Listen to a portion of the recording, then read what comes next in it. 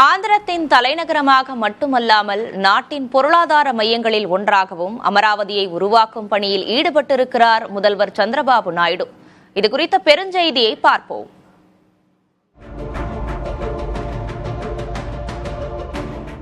ஆந்திர மாநிலத்துக்கான கனவு தலைநகரமாக தன்னுடைய முந்தைய ஆட்சி காலத்தில் அமராவதியை உருவாக்க முற்பட்டார் சந்திரபாபு நாயுடு.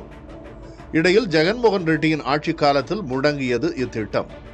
இம்முறை ஆட்சிக்கு வந்ததும் மீண்டும் அமராவதியை கையில் எடுத்துள்ள சந்திரபாபு நாயுடு ஆந்திரத்தின் தலைநகரமாக மட்டுமல்லாமல் நாட்டின் பொருளாதார மையங்களில் ஒன்றாகவும் அமராவதியை உருவாக்கும் பணியில் ஈடுபட்டிருக்கிறார்.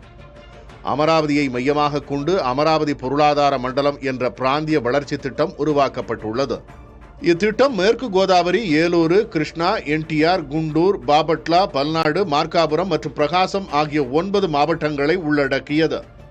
ஆந்திராவின் 1/3 மக்கள் தொகையை கொண்ட இந்த மாவட்டங்களை இணைப்பதன் மூலம் இப்பிராந்தியத்தின் விவசாயம், நீர்வாழ் உயிரின வளர்ப்பு, உணவு பதப்படுத்துதல் மற்றும் உற்பத்தி துறைகள் தலைநகருடன் ஒருங்கிணைக்கப்பட உள்ளன.